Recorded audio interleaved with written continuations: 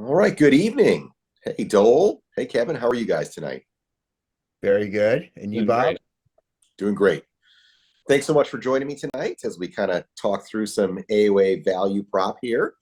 I want to start our little discussion by just asking both of you independently why you value your membership in the AOA and why you are members of the AOA.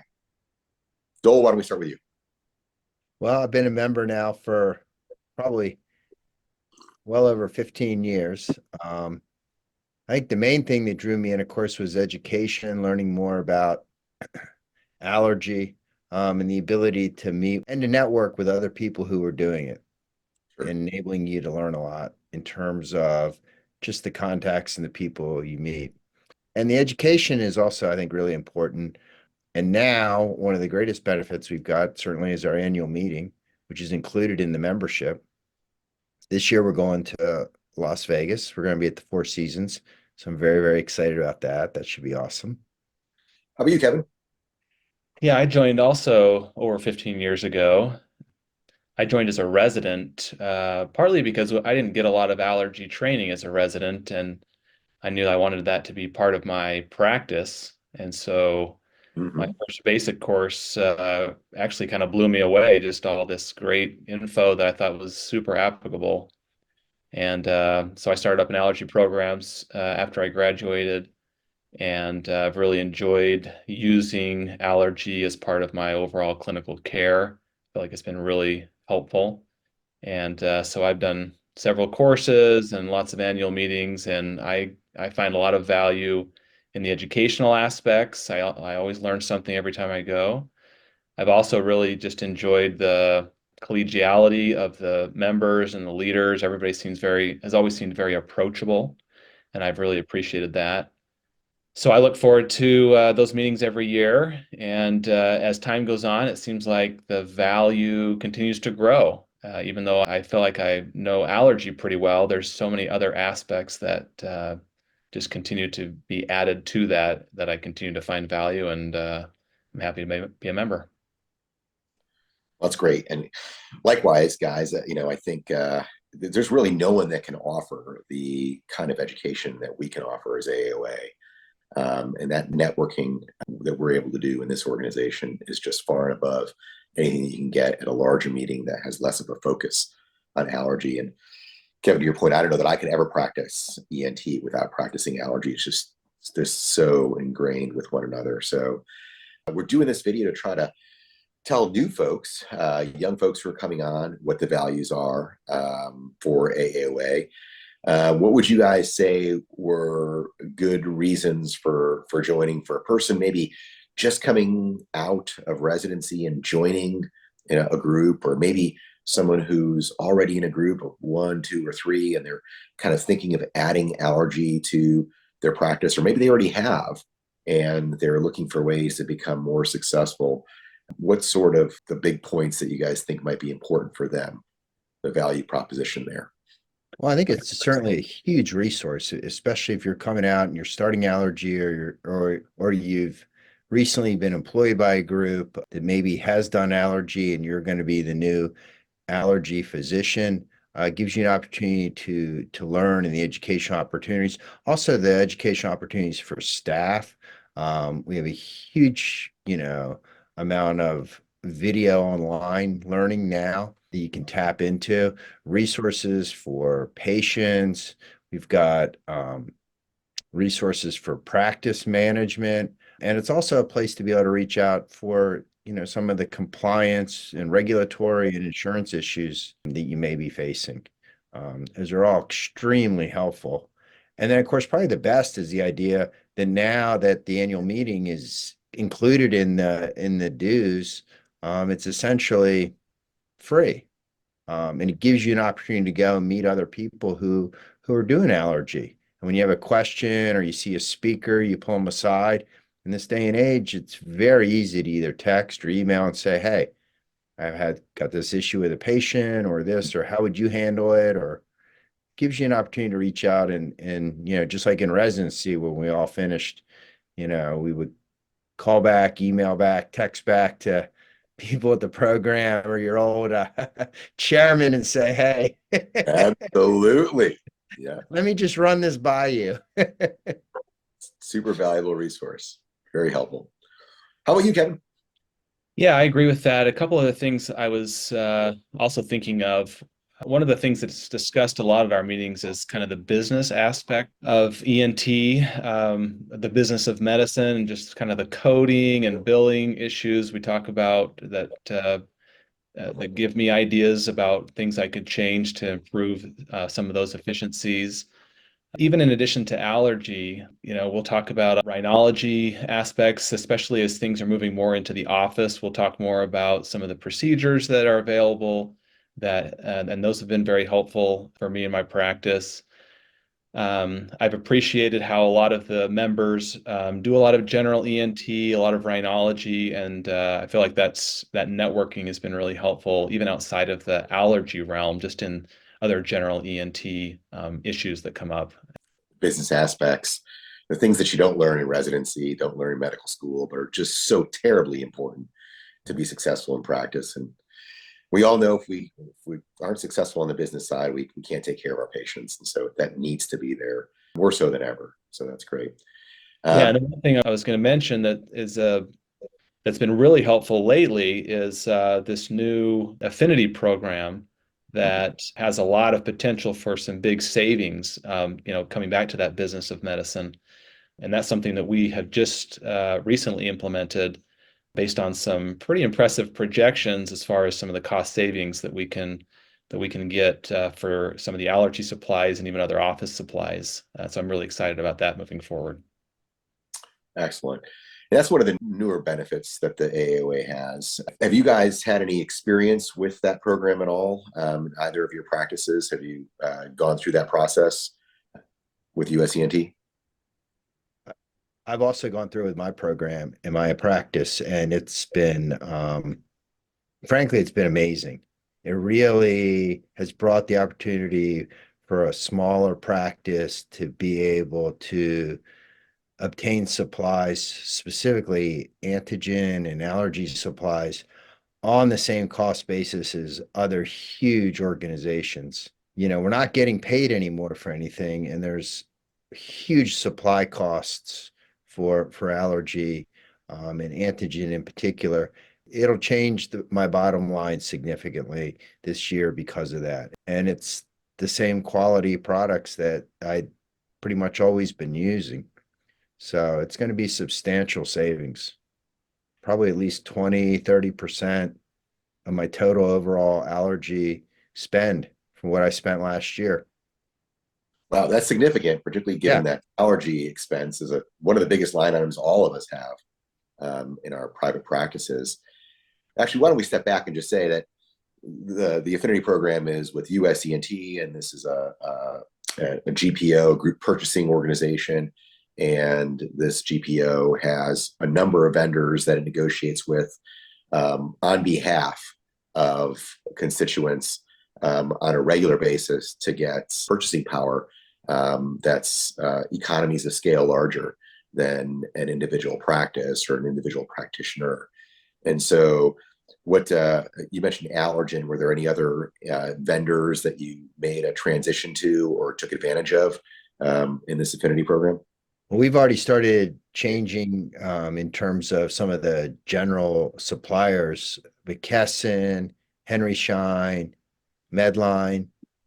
And I happen to have a CT scanner in my office, so Tungsten. I'm also going to be getting a savings with them for my, annual service. There's a whole handful of, more than a handful. I think it's a couple dozen vendors that they work with that will provide us with significant savings from what we already had. And the other beauty is that with this group purchasing organization is I and my staff do not need to renegotiate a contract or a pricing thing every year or every other year with the new salesperson that comes, and they can't find the stuff from the last one that you met, so we're going to have to start from scratch. And it's a very tiresome project in terms of that, and we're always as a smaller practice sort of not really on the front of their minds. It's going to help our patients because now we're going to be able to provide, especially things like slit. It'll be able to be provided significantly more cost effectively to the patients, because it's a big expense.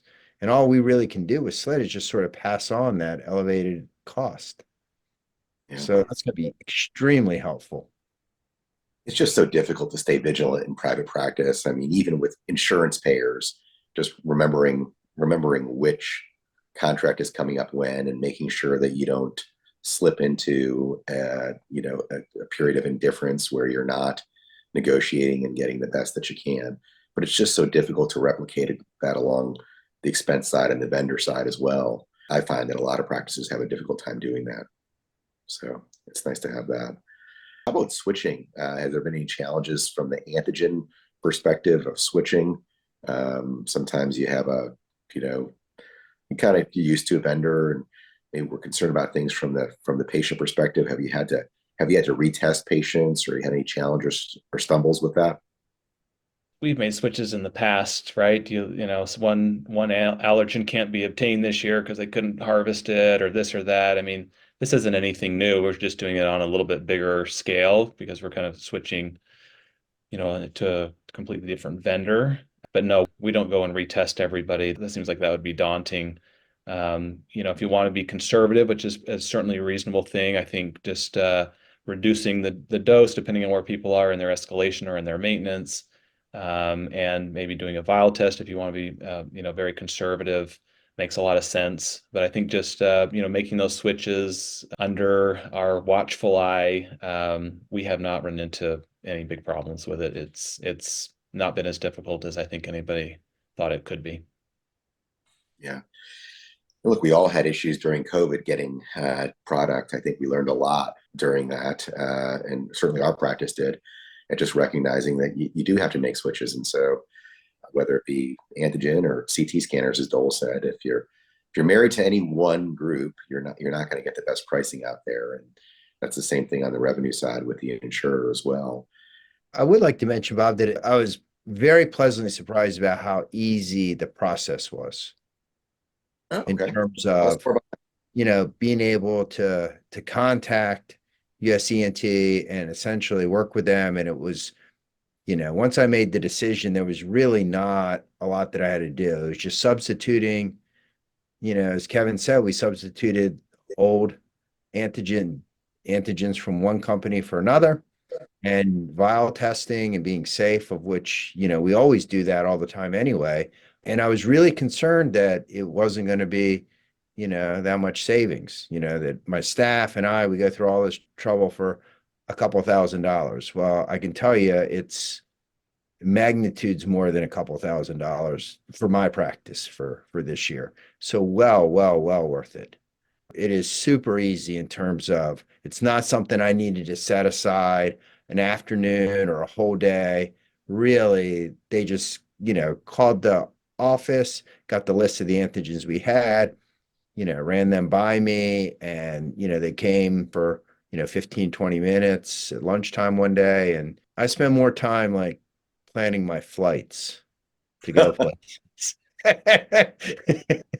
it a relatively quick process, Dole? Did it take a week, a month, or 3 months, or About 2 weeks? Very quick. Gotcha. Very quick. They have really streamlined the process for that. Is that your experience, Kevin? Yeah, I mean, I think you're a little ahead of us. We're still in the process. I mean, we always have some extra antigen from our old company, so we're still kind of working through that. So I haven't gone through that whole process that you have, but I certainly haven't. No news is good news. Usually if the staff is just handling it, then I don't worry too much about it. Amen to that.